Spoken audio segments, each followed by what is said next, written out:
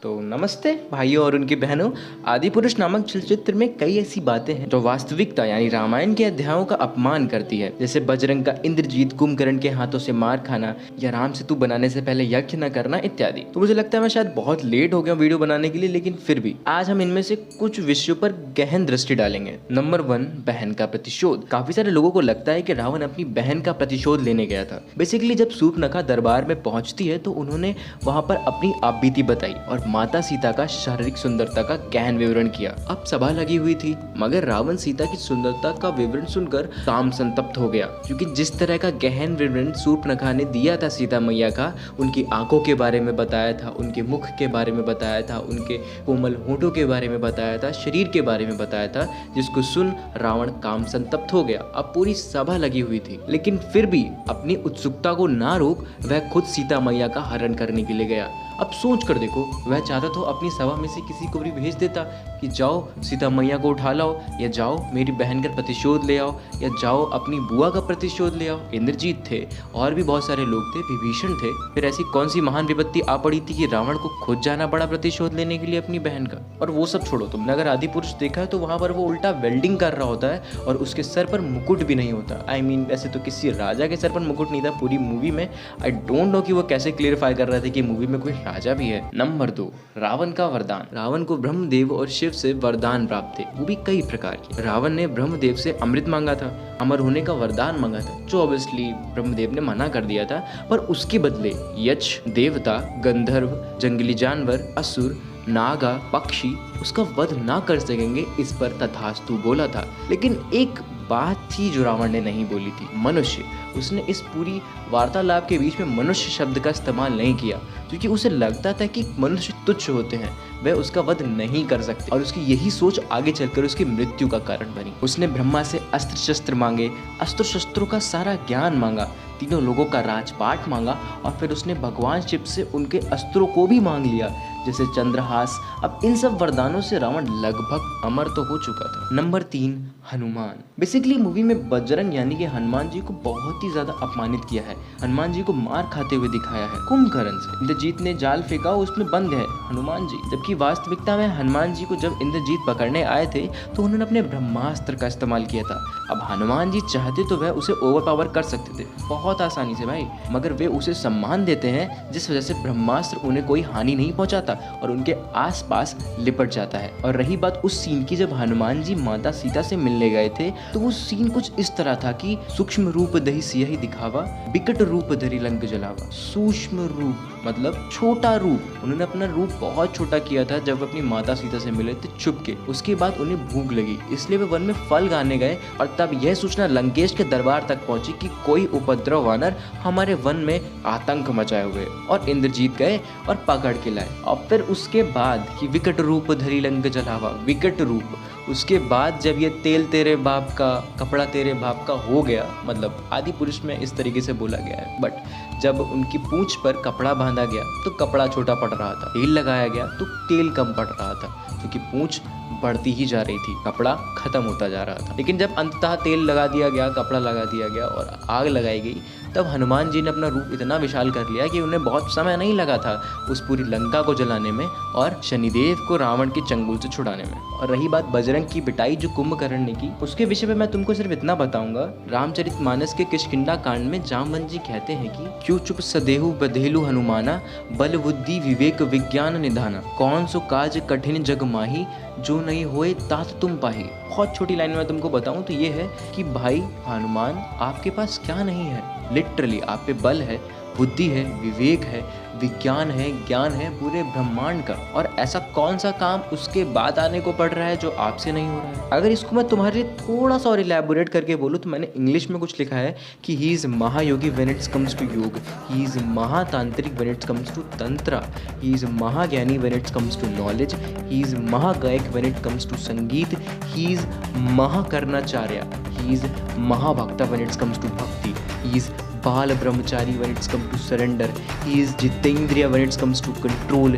He is Mahabali when it comes to power. He is immortal when it comes to death. Even in the Kali Yuga, he is Maharudra when it comes to anger. He is Panchmukhi when it comes to protection. He is Vishnu. He is Mahesh. He is a literal God. He will show you.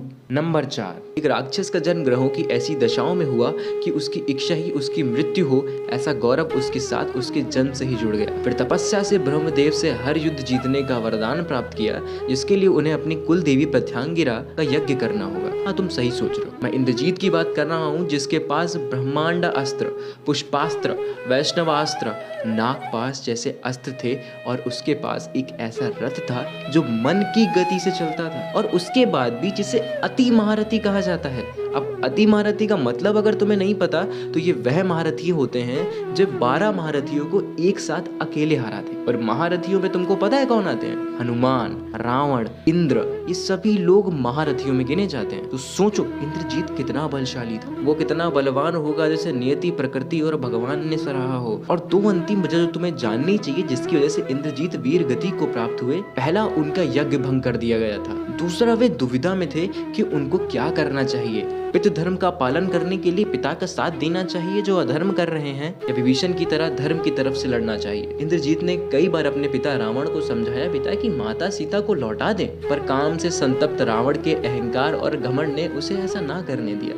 तो इंद्रजीत ने तभी अपनी नीति को समझ लिया और अपनी मृत्यु को स्वीकार किया, क्योंकि वह जानते थे कि वह अधर्म के साथ रहेंगे तो एक दिन मृत्यु निश्चित है। लेकिन पिता का साथ नहीं छोड़ा। और हंसी की बात तो यह है कि इसी महारथी को साउथ बॉम्बे का टैटू आर्टिस्ट बना के रख दिया है। उमरत भाई, ये सच में बहुत गंदा था। नंबर 5, राम भगवान चीजिंग सीन, जो कि था ही नहीं रामायण में। अब आदि पुरुष में जब सीता मैया का हरण हुआ और रावण उसको अपने चमगादड़ रूपी राक्षस पर ले जा रहा था, तो राम जी उनका पीछा कर रहे थे, उसके पीछे दौड़ रहे थे। ऐसा कि तुमको पता है, या तुमने रामानंद सागर देखी है, या तुमने वाल्मीकि की रामायण पढ़ी होगी, तो तुमको पता होगा कि ऐसा कुछ भी नहीं हुआ था। राम भगवान को तो पता ही नहीं चला था कि सीता मैया को कौन कहाँ ले गया, क्योंकि अगर राम जी ये जान लेते कि कौन ले गया है, कहाँ ले गया है, तो भाई और उनके सामने अगर ले जा रहा होता, तो जो मर्यादा पुरुषोत्तम राम जी को बताया गया है वो ये है कि वो एक मनुष्य थे, लेकिन उनके पास इस संसार के, इस ब्रह्मांड के सभी शस्त्रों अस्त्रों का ज्ञान था। उनके पास सभी तरह के अस्त्र और शस्त्र भी थे, वो अस्त्र शस्त्र भी जो इंद्रजीत और रावण के पास नहीं थे। बेसिकली ऐसे अस्त्र और शस्त्र जो पूरे ब्रह्मांड को खत्म करके दोबारा से शुरू करने की शक्ति रखते थे। और उनके सामने अगर कोई उनकी पत्नी को अपने चिमगादड़ रूपी राक्षस पर बैठाल कर ले जाएगा, तो क्या वे उसके पीछे भागेंगे? क्या वे अपने धनुष और बाण का इस्तेमाल नहीं करेंगे? चलिए, राम नहीं करेंगे, लक्ष्मण नहीं करेंगे, बेसिकली शेषनाग जी क्या अपने बाणों का इस्तेमाल नहीं करेंगे? अवश्य करते। तो ये वाला सीन प्रैक्टिकली, लॉजिकली और आध्यात्मिकता के हिसाब से कहीं पर भी सेट नहीं बैठता भाई, क्योंकि ये धरती के वह 2 मनुष्य हैं जिन पर पुष्पास्त्र, वैष्णवास्त्र, नारायणास्त्र, ब्रह्मशिरा अस्त्र, शिव त्रिशूल, दशशिरा, सुदर्शन चक्र और ऐसे ही और भी अचूक शस्त्र थे। तो ऐसे में तो रावण का वहां से निकलना असंभव था ना। नंबर 6, जब सीता मैया का हरण हुआ था तब वह बेहोश नहीं थी, वे चीख रही थी, राम भगवान का नाम पुकार रही थी, और उसको सुनकर जटायु सीता माता को बचाने के लिए आते हैं। फिर सीता माता में और जटायु में बात होती है कि ये रावण मुझे ले जा रहा है, प्रभु मेरी सहायता करें। इस पर आक्रमण करने से पहले जटायु भी समझाता है रावण को कि क्या यार, क्या दानव बनेगा रे तू, क्या वॉरियर बनेगा रे तू, जब किसी पत्नी का पति उसके घर पर नहीं है तब तूने उसका अपहरण कर लिया, ये कैसी वीरता है? रावण है ना तूने तीनों लोग जीते हैं, फिर ऐसे कर्म करेगा तो संसार तुझ पे थूकेगा नहीं। और फिर रावण और जटायु का युद्ध होता है, जिसमें रावण जटायु का एक पर काट देता है। एक पर से वो उड़ नहीं पाता और बहुत बुरी तरीके से जमीन पे आके धराशायी हो जाता है। काफी समय तक तड़पता रहता है जब तक राम भगवान उनके पास नहीं आ जाते। राम भगवान जटायु के पास में आते हैं, उनका सर उठाकर अपनी गोदी में रखते हैं और उनसे बात करते हैं, जहाँ पर जटायु राम भगवान को बताता है कि कौन, कहाँ, कैसे सीता मैया को ले गया। लेकिन इस मूवी में कतई उल्टा था, जटायु आया, लड़ा, नीचे गिरा और मर गया।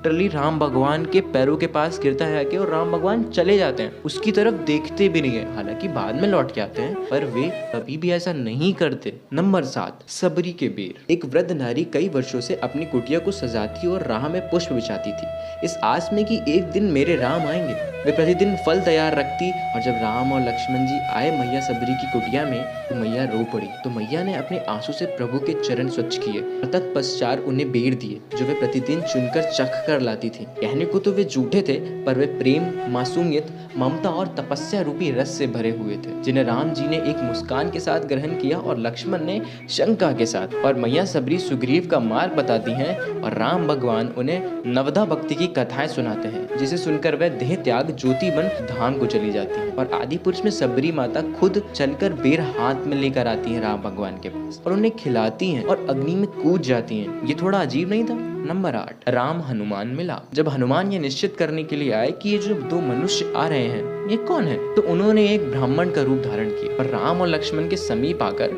उनसे कुछ ऋग्वेद और यजुर्वेद और संस्कृत के ग्रंथों में वार्तालाप की और कुछ प्रश्न पूछे। इसका जवाब ऑब्वियसली राम भगवान ने बहुत इजीली दे दिया और फिर बहुत प्यार से पूछा कि आपको ये करने की क्या आवश्यकता थी। वो सीन इतना इमोशनल था कि वहाँ पर राम भगवान की आंखों में आंसू थे, हनुमान जी की आंखों में आंसू थे, जो देखे उसकी आंखों में आंसू थे, जो पढ़े उसकी आंखों में आंसू थे। लेकिन आदि पुरुष में ऐसा कुछ नहीं था। मुझे नहीं पता कि आदि पुरुष का जो बजरंग था उसने व्हाट्सएप के कौन से कोने से वो क्वेश्चंस उठाए थे या 8th क्लास की किताब से वो गणित के सवालों को लेकर आया था जिसका जवाब लक्ष्मण ने दिया। और डायलॉग्स के बारे में बात मत ही करो यार। नंबर 9, जो इस पूरे फिल्म, चलचित्र, पिक्चर का सबसे घटिया और दो कौड़ी का सीन था, बालीवध। बालीवध कांड में जब बाली का वध हुआ था तो पहली लड़ाई में बाली और सुग्रीव में यह पहचानना बड़ा ही मुश्किल था कि बाली कौन है और सुग्रीव कौन है। तो जब दोबारा लड़ाई हुई तो राम भगवान ने सुग्रीव को एक माला पहनाकर भेजा जिससे यह निश्चित किया जा सके कि सुग्रीव कौन है और बाली कौन है। तत्पश्चात राम भगवान ने झाड़ियों में छुपकर बाली को तीर मारा, इस पर बाली ने प्रश्न भी किए थे राम से, तो क्या यह वीर को शोभा देता है कि वह पीठ पीछे किसी योद्धा पर वार करे। खैर, धर्म के लिए किया गया कार्य हमेशा सही होता है, लेकिन इसमें लिटरली बहुत ज्यादा कार्टूनिस्ट कर दिया। किसी भी चीज का सेंस नहीं बन रहा था, कुछ भी देखने में भी अच्छा नहीं लग रहा था। और एनिमेशन की बात करूँ तो भाई काफी ज्यादा गंदा था। उसके बाद सीधे पुल बन जाता है, सीधे रावण की लंका में पहुंच जाते हैं, बीच में जो हनुमान जी जाते हैं वो मैंने तुमको पहले ही बता दिया। और अब नंबर 10, अंतर्युद्ध में कई सारी चीजें विलुप्त ही कर दी गई जो वास्तविकता या रामायण में पहले से थी। विभीषण का राम जी को अमृत का रहस्य बताना, कुंभकर्ण की मृत्यु को भी हास्य बना दिया, और युद्ध में भी रावण का पुष्पक विमान को ना दिखाना, और वो सीन जिसमें युद्ध भूमि में राम भगवान और छल सीता एक दूसरे को कंठ लगाते हैं, लिटरली वो सीन इतना बुरा था जैसे वो उपहास कर रहे हैं माता और प्रभु का। बोले तो बॉलीवुडीकरण कर दिया। That was so cheap and cringe. और बेसिकली मैं आदि पुरुष पे वीडियो बनाने वाला नहीं था, लेकिन बेसिकली ये वीडियो मैंने इसलिए बनाया ताकि मैं खुद को और अपने मित्रों को हील कर सकूं आदि पुरुष की टॉक्सिसिटी से। तो अगर इस कार्य में मैं जरा सा भी सफल रहा हूं तो मेरी वीडियो को लाइक कर देना, और नहीं तो भाई जाओ हम कथा सुनाते श्री राम की वाला गाना सुन के, और 14 मिनट का है भाई, फुल इमोशन देगा तुम्हें, दिल एकदम खुश हो जाएगा। बाकी सब्सक्राइब करना तुम्हारी इच्छा पर डिपेंड करता है। मिलते हैं नेक्स्ट वीडियो में, तब तक के लिए जय श्री राम।